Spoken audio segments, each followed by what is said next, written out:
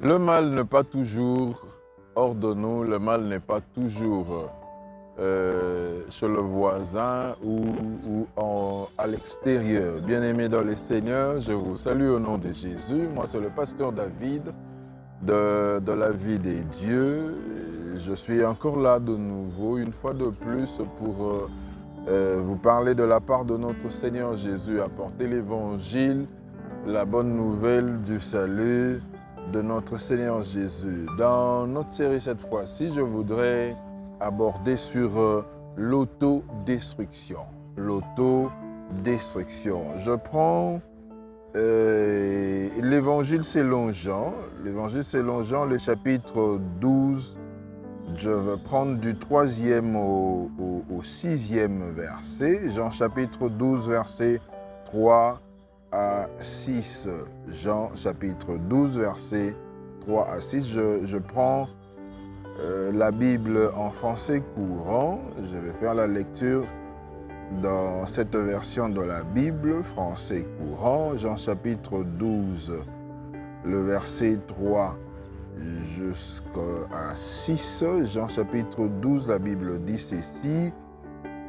Marie prit alors un demi-litre d'un parfum très cher, fait de nard pur, et les répandit sur les pieds de Jésus, puis elle les essuya avec ses cheveux.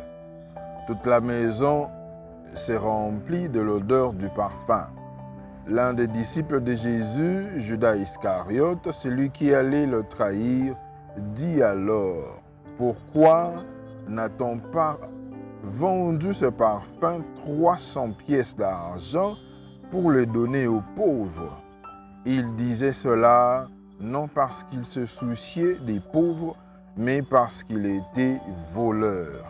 Il tenait la bourse et prenait ce qu'on y mettait. Donc, nous avons lu la parole de Dieu, nous parlons de l'autodestruction. Généralement, bien-aimés dans les seigneurs, généralement, quand un combat surgit dans la vie d'un chrétien,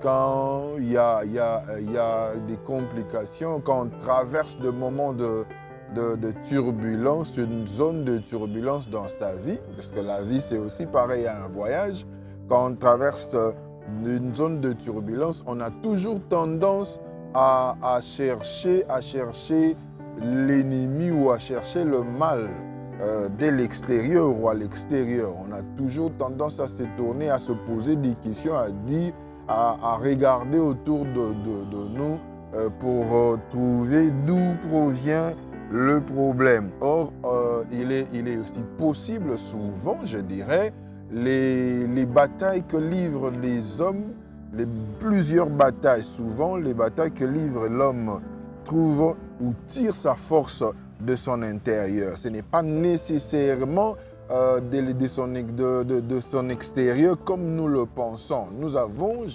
comme je l'ai dit au début, le mal n'est pas toujours à l'extérieur. Nous avons tout le temps tendance, souvent je dirais, quand il y a un problème, au lieu de nous vérifier, au lieu de faire un rétrospectif, nous avons toujours tendance à voir l'ennemi à l'extérieur, à chercher le mal à l'extérieur. Or, il est aussi possible que le mal se trouve en nous-mêmes.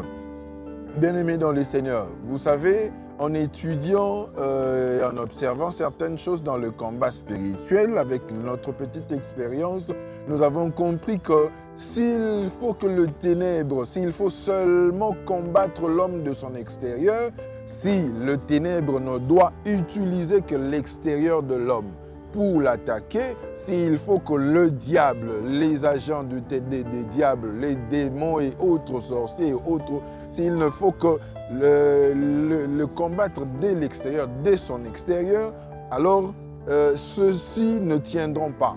Alors la meilleure de possibilités, la meilleure de manière pour faire tomber l'homme, pour faire échouer l'homme, pour faire chuter l'homme, c'est aussi l'infiltrer. C'est beaucoup plus l'infiltrer. Parce que quand on travaille, quand le mal, quand ce qui détruit, quand ce qui ronge est à l'extérieur ou reste seulement à l'extérieur, l'homme peut se sécuriser, l'homme peut créer tout autour de lui une muraille de sécurité, une bannière, une protection, une sécurité et le ténèbre, l'ennemi ne tiendra pas parce que tout vient de l'extérieur. Tout vient de l'extérieur. C'est pour ça que nous voyons même ce qui se passe peut-être à l'est de notre pays, au lieu d'attaquer de l'extérieur, on cherche à infiltrer pour détruire parce que l'infiltration est l'un des moyens ou une manière de bien détruire son ennemi. Et c'est comme ça que l'ennemi aussi infiltre les enfants des dieux ou les hommes. Et c'est si cette infiltration fait de l'homme un autodestructeur de sa propre vie. Quand l'ennemi infiltre l'homme, en fait, quand l'ennemi entre maintenant dans la vie d'un homme, quand le combat, la force du combat ou la force du mal ne vient pas de l'extérieur, ne trouve pas sa force de l'extérieur, mais de l'intérieur, l'homme devient un autodestructeur de sa propre vie. Beaucoup de chrétiens surtout des serviteurs des dieux, même de renom, je dirais, même de renom souffrent en cachette avec ce qui le ronge à l'intérieur. Il y a ceux qui sont humbles et qui le reconnaissent et travaillent dessus, cherchent même de soutien spirituel au cas où ils n'arrivaient pas seuls à s'en sortir, mais d'autres par orgueil se voient détruire avec leur manteau et leur casquette de serviteur ou de chrétien. D'autres se disent, moi je suis chrétien, moi je suis ceci, on ne peut pas parler de ceci, est-ce que je ne peux pas aller voir telle ou telle personne, ou je ne peux pas parler de certains défauts que j'ai en public, ou même voir un homme, mais il comprend au moins, il se rend compte qu'il y a quelque chose qui est en train de le ronger et de nuire sa marche chrétienne, sa relation ou son intimité avec Dieu et de nuire à sa propre vie. Mais par orgueil, certaines personnes, certains serviteurs, certains chrétiens acceptent de mourir avec ça. Et pour certains, c'est un problème de transformation. C'est un problème de transformation. Vous savez, il y a une différence entre la conversion et la transformation. Il y a une très grande différence. Nous avons des convertis dans le christianisme, nous avons des convertis en Christ. Nous avons des gens dans nos églises, beaucoup de gens qui sont convertis, des gens qui ont eu un jour à accepter Christ comme Seigneur et Sauveur, à accepter Christ comme Seigneur et Sauveur et ont changé leur vie, ont changé peut-être leur direction de vie. Mais la transformation du cœur est un sérieux problème, même dans les chefs de serviteurs des dieux. Même dans les serviteurs de Dieu, il y a beaucoup de chrétiens qui demeurent encore. Vous savez, aujourd'hui, je vais vous relater, je vais vous donner un exemple simple. Il est possible à l'église de voir une église où on parle de la foi. On parle de la foi et le fruit de la foi, c'est que la foi produit. Mais il est possible d'être dans une église sur un terrain et puis on voit les œuvres de la foi se produire dans la vie d'un autre parmi nous, mais certaines personnes deviennent haineux ou manifestent un mécontentement ou de la jalousie parce que, je ne sais pas, on parle de la foi, mais c'est comme si on ne croyait pas à cela, on ne croyait pas à ce qu'on disait, même certains serviteurs de Dieu.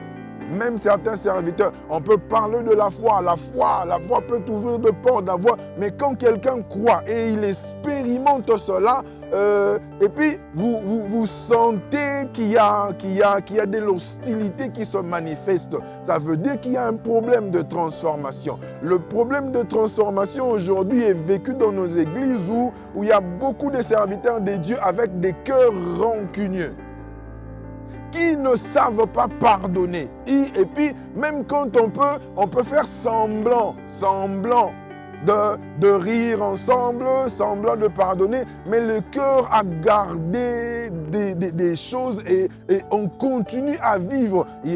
J'en connais même des gens qui se sont séparés de tel ou tel responsable. Et puis le responsable, même quand il se voit avec celui qui était son subalterne, en fait, il s'attend à ce que ce dernier échoue dans sa vie ou là où dans le ministère où il est allé évoluer. Parce qu'il y a un problème, il y a un problème de transformation.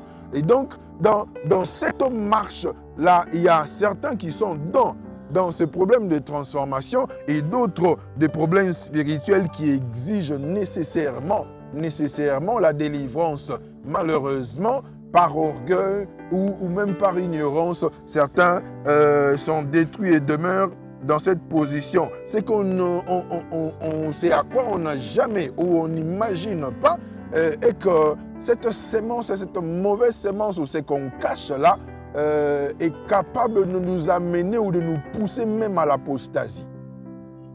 La mauvaise chose qu'on peut garder, c'est le problème de transformation ou le problème spirituel qui exige, je le souligne, la délivrance peut conduire l'homme qui s'était converti à l'apostasie, à l'abandon de la foi, j'allais dire. Donc, c'est pareil au cas de Judas Iscariote. Bien-aimé dans le Seigneur, je voudrais qu'on comprenne une chose. Déjà, il faut savoir que Judas n'a pas été créé comme fils de la perdition.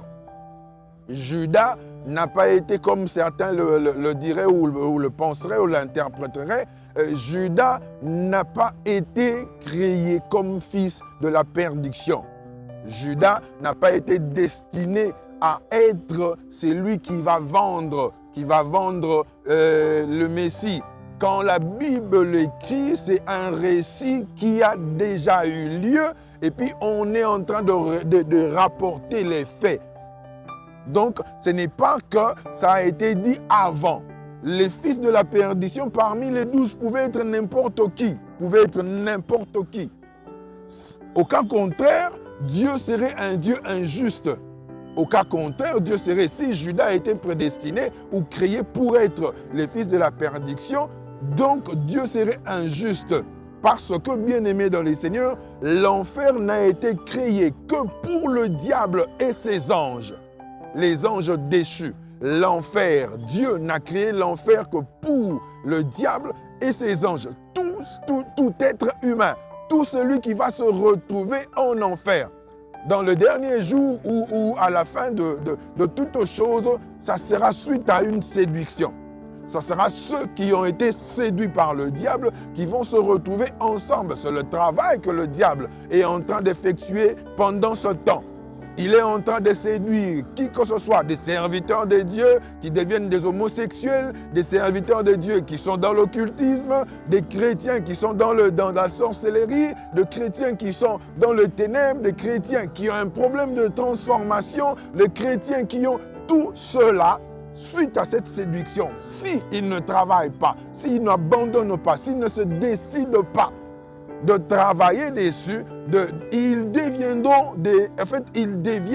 des autodestructeurs de leur vie et ceux-ci seront conduits tout droit vers l'enfer par séduction parce que ils ont été séduits par le diable et ils n'ont pas accepté, ils n'ont pas pris la décision d'abandonner. Donc le Judas en question n'a pas été créé pour être fils de la perdition. Mais vous allez comprendre par la lecture que Judas est resté à côté du Christ avec une mauvaise nature et a accepté de la garder.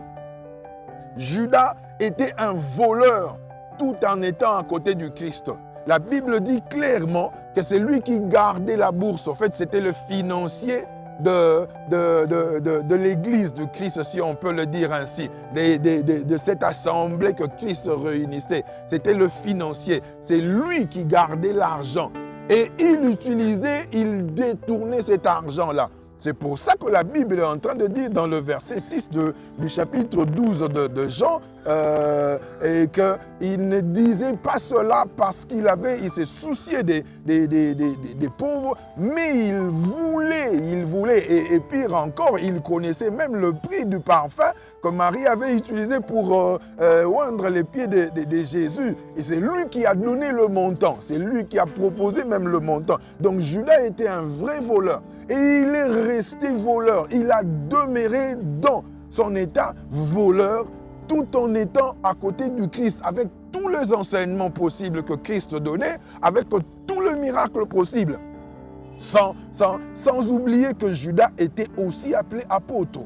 Il a aussi expérimenté tout ce que les autres ont expérimenté. Rappelez-vous qu'il y a un moment où Christ, de son vivant avec ses apôtres, il les a envoyés deux à deux pour évangéliser, pour prier pour les malades. Donc, ils sont revenus parmi ce gens-là qui étaient en train de relater les exploits qu'ils ont vécu dans la mission. Judas aussi était dedans. Mais malgré ça, malgré cette opposition, Judas avait quand même gardé dans son cœur son envie et sa convoitise. Donc il est resté voleur.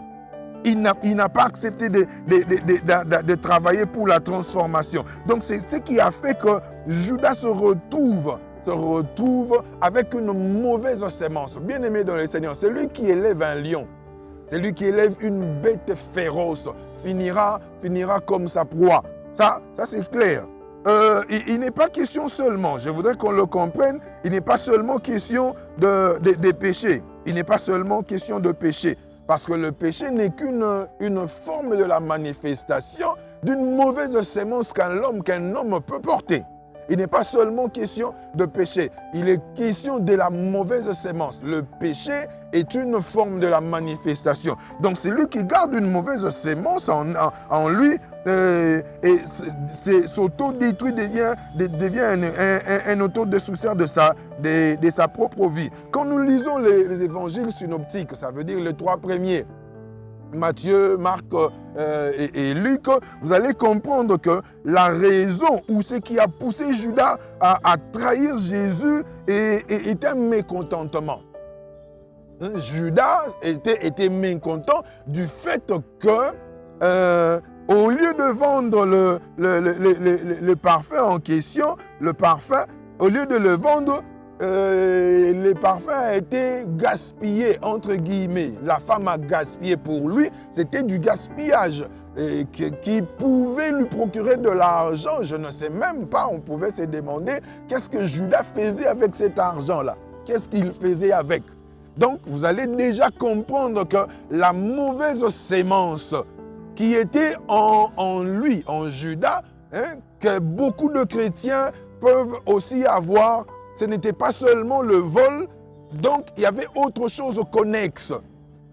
Il volait de l'argent et ce qu'il en faisait, personne ne le sait. Donc il faut savoir que la mauvaise sémence, le péché, ce n'est pas cette mauvaise sémence, mais il y a beaucoup de choses que cette sémence, comme avec Judas. Donc la Bible ne le dit pas, nous ne savons pas qu'est-ce que Judas faisait avec l'argent. Ça veut dire qu'il y avait quelque chose qu'il faisait avec et cela venait de la mauvaise sémence. Donc il était mécontent de l'attitude ou de ce que Christ faisait. C'est pour ça qu'il a décidé tout bonnement de vendre Christ. Vous imaginez que ces derniers a même eu une occasion où Christ était en train de manger, pendant que Christ était en train de manger avec l'autre, il a dit, c'est lui qui plonge son pain au même moment que moi dans la soupe, et puis c'est celui-là qui me trahirait.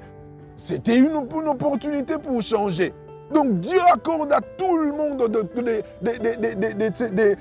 des opportunités pour être transformés. Mais certains par orgueil, des serviteurs surtout, par orgueil de chrétiens qui se disent un chrétien ne peut pas être possédé. Bien-aimés dans le Seigneur, détrompez-vous.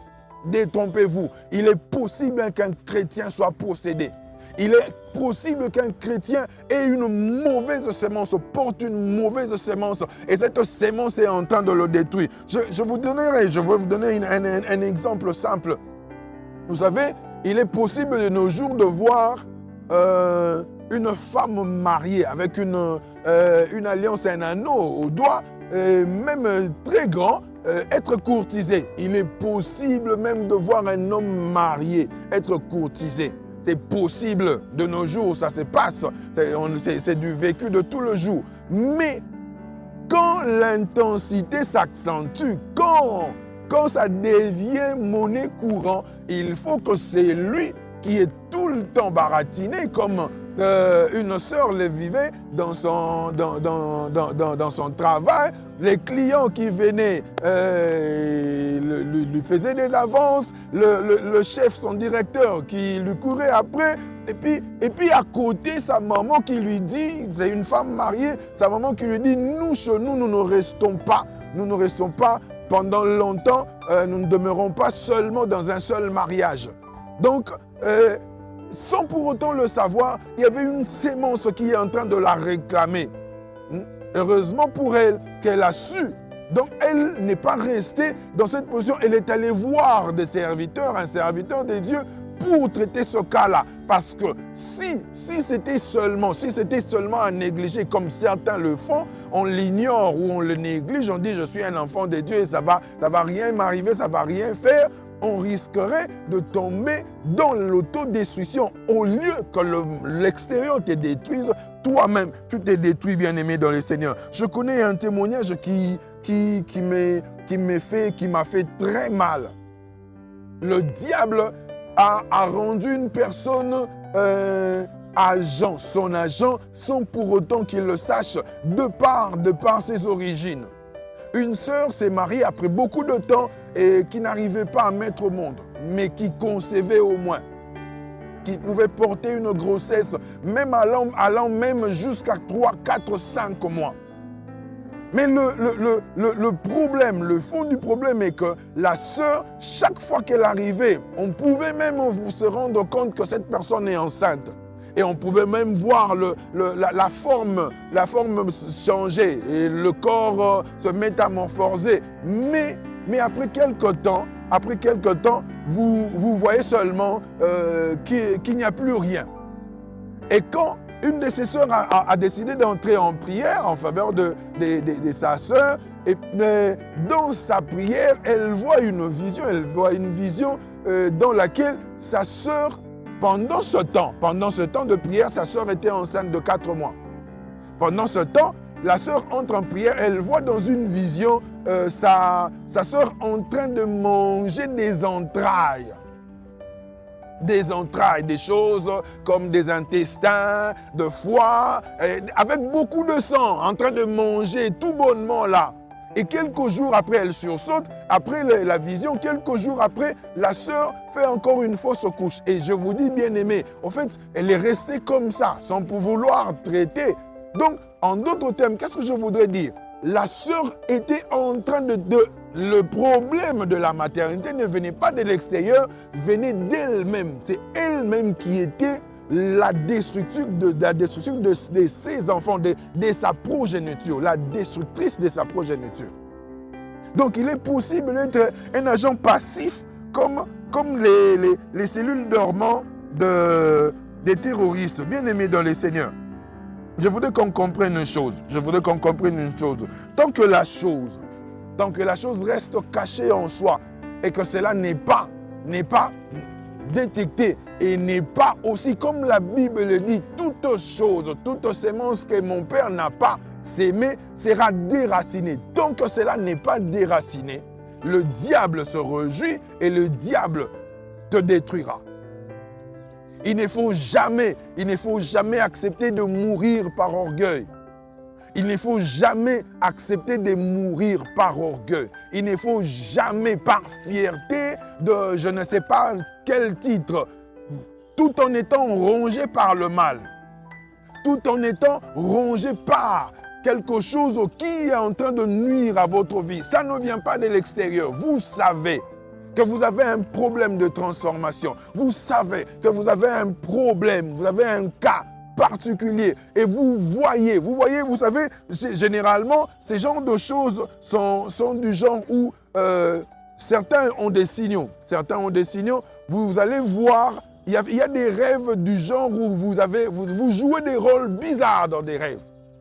Vous jouez des rôles, vous avez des rôles bizarres dans des rêves. Ce sont des signaux qui démontrent, qui font voir, qui font connaître qu'il y a quelque chose en vous. Ce n'est pas de l'extérieur. Vous êtes dans le passif en train de vous détruire vous-même. Bien-aimés dans le Seigneur, la vie est spirituelle, je le dirai toujours, la vie est spirituelle. La vie est spirituelle. Le diable n'a pas toujours besoin des agents de l'extérieur pour vous détruire. Il peut aussi vous infiltrer. Alors soyons spirituels et soyons souples dans les choses de Dieu, dans la vie spirituelle.